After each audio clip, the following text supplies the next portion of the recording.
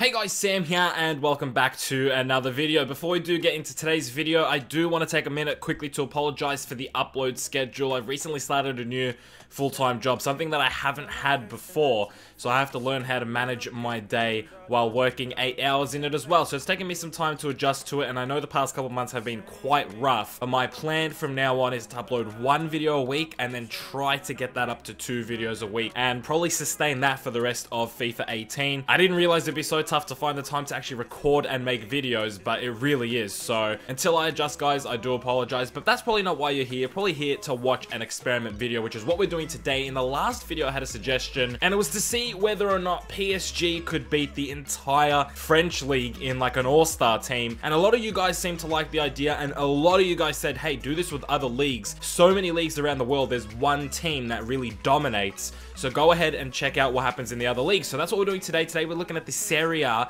and we're taking a look at what happens if Juventus comes up against the entire Serie A. Now, a bit of a spoiler if you didn't watch the previous video, but PSG were actually able to do better than the entire French league. And I'm curious to see whether or not that actually happens around the world, or if PSG is just that different and the French league is just that different. Because out of all the leagues in the top 5, let's say, you would say that PSG is the one that you really would think would dominate the rest of the league. The rest are a little bit up for debate. And here with Italy, it's going to be interesting to see how the rest of Serie A goes against Juventus. So if you go ahead and enjoy today's video, please do leave a like on it. Subscribe if you are new around here. Somehow, you guys have still been showing a lot of support for the channel while I've not been uploading. Somehow, I still get views on older videos, and I get subscribers, so thank you so much for the support. It really does mean a lot, and I'm really keen to just get back to making videos, so without further ado, let's take a look at the two teams before we get into the season. Okay, so there's Juventus' team. It's nothing special. What I do in these experiments for the club is just update the latest squad and show you guys what they've got. Now, that doesn't necessarily mean that that's the team that the CPU is going to run with in The Sims. It makes changes accordingly, but that is the team as it looks like for Juventus. They've got the likes of course, Higuain, Dybala, Pjanic, Matuidi. They've got fantastic players in the defense. Sandro, Chiellini, Benatia, and even Liechtenstein is a very good player. Buffon in between the sticks. Of course, on the bench, they have good options as well. The likes of Barzagli off the bench, Marchisio, Mandzukic, Cuadrado. These are all very good players. And on the reserves, I'm not sure they'll use many of these reserves, but Howardez is probably going to be a player that'll play. And you never know, maybe Desciglio, Asamoah, Sturaro, they might come in and play games. But this is really what we want to see. The Serie A All-Star team represented by Napoli, who are currently the only team fighting with Juventus for the title this season. And over the past few seasons, Napoli have been up there, thereabouts. Them and Roma have been the real main two over the past 2 or 3 years. And so that's who's going to be representing the rest of Serie A. And as you can see, the team looks quite nice, if I do say so myself, with Ciro Immobile up front with Icardi. You've got Gomez behind them, Insigne on the left, Mertens on the right, with Nainggolan and Hamsik as a midfield too. Wowee. Koulibaly, Bonucci, and Miranda are the back three, with Handanovic in goal. Of course, on the bench, so many options. Dzeko, Perisic, De Rossi, Milinkovic-Savic, De Vrij, Manolas, and Perrin. And on the reserves, I've tried to pick a similar number of players that Juventus has. So we've gone with Belotti, Callejon, Strootman, Albiol, Consigli, and Pepe Reina. If I do say so myself, this team is definitely better than the Ligue 1 All-Star team, the French League All-Star team. I think this is going to be closer than the French League experiment. And I really do like the look of this Serie A team and the depth that they have. And that's what these teams are going to have the advantage over the club. The rest of the league is going to have depth. The club's going to have a really good starting 11, but the league will always have better depth. And that's what I think might be the difference in this experiment here. But either way, it should be a close one. Now, before we go and take a look at what happens halfway through the season, these two teams have to play each other. So let's take a look at how that turns out. All right, so here we are for the first game. It is the Serie A All-Star team home game. And as you can see, the teams look fully fit from both sides, I think. I hope, anyway. I hope no one's injured. And it's Insigne who puts up the Serie A All-Star team 1-0. Douglas Costa brings it back, not Diego Costa. Douglas Costa brings it back as we enter the second half here. here. You'd think that this is just sort of a Serie A all-star. They want to win this game. They want the 3 points, and you think Juventus would be happy with a draw. Buffon gets injured, which brings Szczesny into play. With the last 10 minutes, can Juventus hold on for the win? No! Gomez for the Serie A all-star team picks up a huge goal, a 2-1 win, and how important was that Buffon injury? Wow, what a game that is, and it looks like the Serie A all-star team lands the first blow, and we'll see how that affects halfway through the season.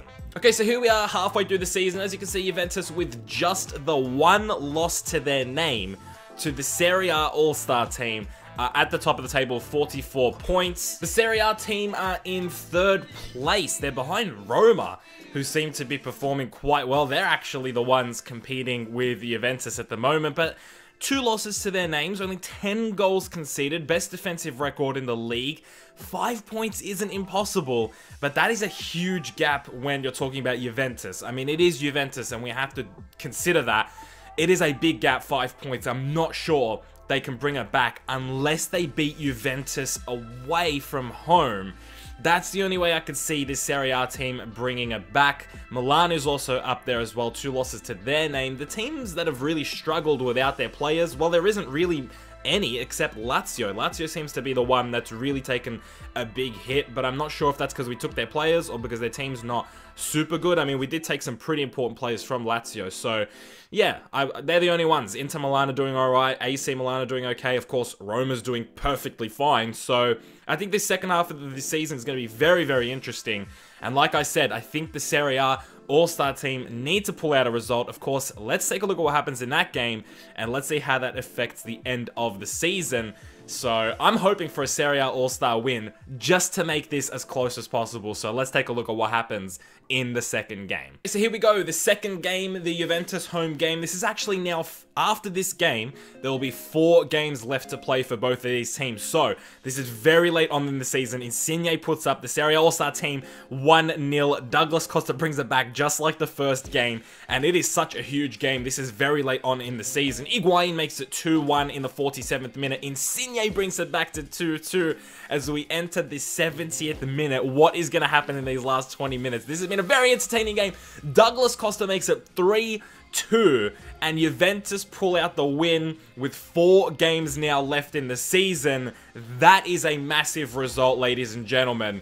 Let's take a look what the end of the season looks like. I don't want to give too much away, but going into this game, Napoli were ahead. So let's take a look at what happens now at the end of the season. 4 games left. These teams both need to pick up maximum points from these 4 games. Let's take a look at which team took it. And there you go, despite the loss, it's the Serie A all-star team who pull out the win. Going into that game against Juventus, they had a 5-point lead in the league. Juventus won that game, brought it back to 2 points, and then choked. The Serie A all-star team went on to win the last 4 games of the season. Juventus won 2, draw 1, and lost 1, dropping 4 points and making it a 6-point gap at the end of the season, with the Serie A all-star team as the winners. Best defensive record, best attacking record, and the top of the table as well, losing just 1 game against Juventus in the second half of the season. Hats off to the Serie A all-star team. What a turnaround in the second half of the season. Taking a look at some of the individual performances, Douglas Costa scoring in both games. I think he scored twice in the second game, maybe. And he had 21 goals in the Serie A, which is absolutely fantastic for Juventus. But they didn't have anybody else in the top 15, so it was a little bit one-sided. But if you take a look at the Serie A all-star team, Perisic, 20 goals, huge from him. Hamsik from midfield, 14. Insigne, 12, and he scored some big goals there against Juventus as well. So they had 3 big contributors, whereas Juventus just had the 1. That's probably where the difference came. In terms of the assists, again, it was the Serie A all-star team with Hamsik up there, 13 goals, which means he had an incredible campaign. 14 goals, 13 assists. Perisic, another one, had a fantastic campaign. With his 20 goals, he puts 9 assists up as well. Douglas Costa for Juventus, 8 assists as well, so he was definitely their best player, with Higuain chipping in with 5 assists. Taking a more in-depth look, this is what the Juventus team looked like statistically. Douglas Costa, by far the best player, only player to reach double-digit goals, 21 goals, 8 assists. Paulo Dybala, 9 goals, 4 assists. Gonzalo Higuain, 8 goals, 5 assists. Bernardeschi, 7 goals, 3 assists. No one else, really, for me, did enough other than Douglas Costa. I mean, Dybala was the second best, and I don't think he did that well either, to be honest. I think that's a shocking campaign from the likes of Dybala and Higuain. You'd expect double-digit goals from both of them, and you'd probably expect Dybala to have a few more assists. And I think they just didn't have a very good second half of the season. In terms of the Serie A side, this is what their stats looked like. A couple of good players there.